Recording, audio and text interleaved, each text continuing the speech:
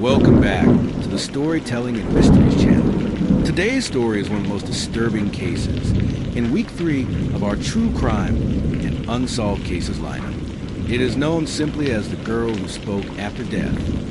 This case has baffled detectives, psychologists, and forensic analysts for over 2 decades, not because of how the victim died, but because of what she said after she was already gone. Strap in, turn your lights down, and prepare for one of the strangest unsolved cases ever documented. It began on a freezing morning in February in the small rural town of Crestwick Falls. The roads were silent, covered in thin sheets of ice that cracked beneath passing vehicles. And it was there, by an abandoned logging road, that a man walking his dog discovered a teenage girl lying motionless near the tree line. Her name was Emily Harper, age 16, a straight-A student, aspiring writer, and one of the last people anyone expected to end up in a case like this. She had been missing for 3 days. When police arrived, they were stunned. Emily's body showed no external injuries, no signs of struggle, no signs of hypothermia, and no sign of being assaulted. But her face was frozen in an expression of sheer terror. Mouth open as if she had died while screaming, but no sound ever came out. Her phone was found in her pocket, battery dead. Her backpack was missing, and etched into the frost next to her body was a single sentence, dragged by a fingertip across the ice. He listens. There was no explanation for how it got there. Medical examiners estimated Emily had been dead for almost 20 hours, far too long for her to leave that message. Later that afternoon, Dr. Meredith Shaw, a forensic pathologist with 30 years of experience, began Emily's autopsy. It was supposed to be straightforward. The girl showed no wounds, no trauma, no poison, no drugs. But the moment the first incision was made, the temperature in the autopsy room dropped almost 10 degrees. The overhead lights flickered, and the recording microphone, standard in all forensic procedures, began picking up faint static. At first, Dr. Shaw ignored it, but then the static sharpened, twisted, shifted, until it formed a whisper. A girl's voice. "Please don't let him in." Dr. Shaw froze.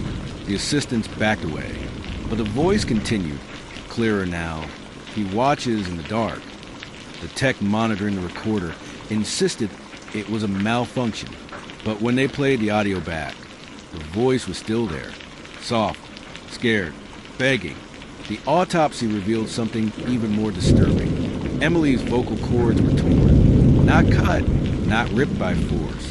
Shredded from the inside, as if she had screamed for hours, long after her heart had stopped.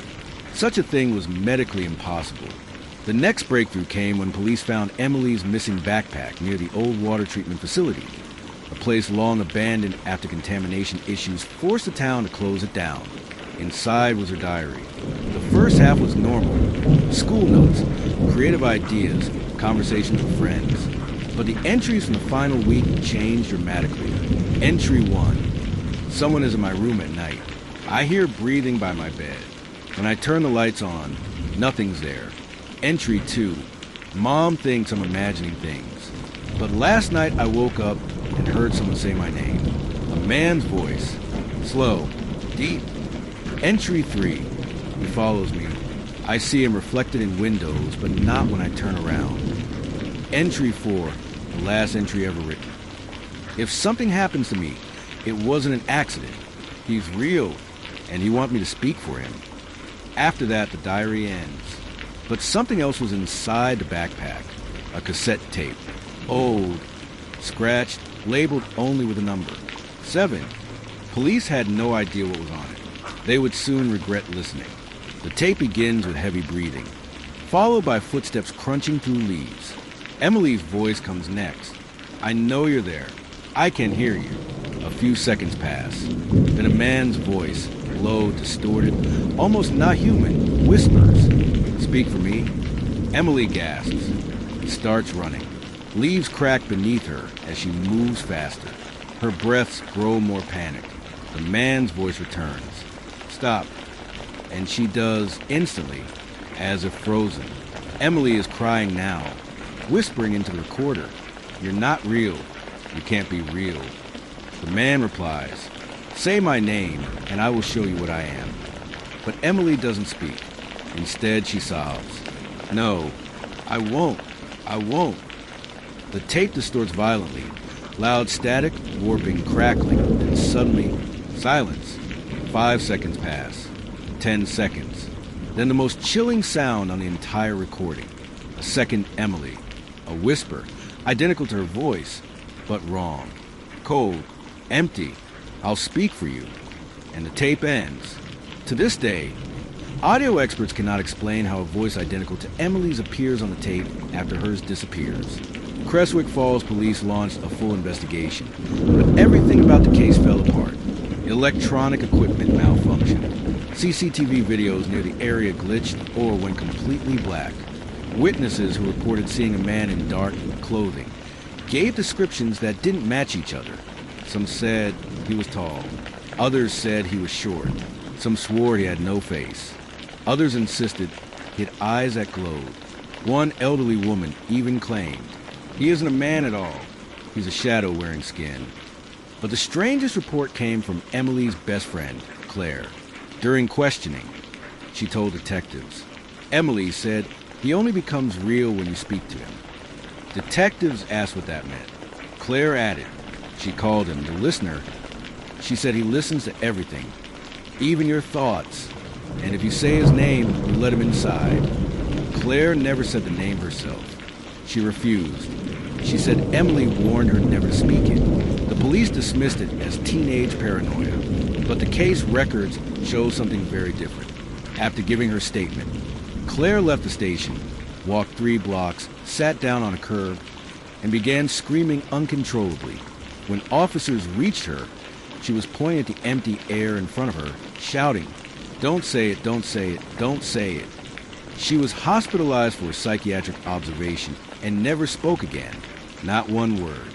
A month after Emily's death, technicians cleaning out the coroner's audio logs discovered something terrifying. A file recorded 10 hours after Emily's autopsy. The room was empty at the time, yet the microphone captured faint footsteps, then a whisper, "I'm not done."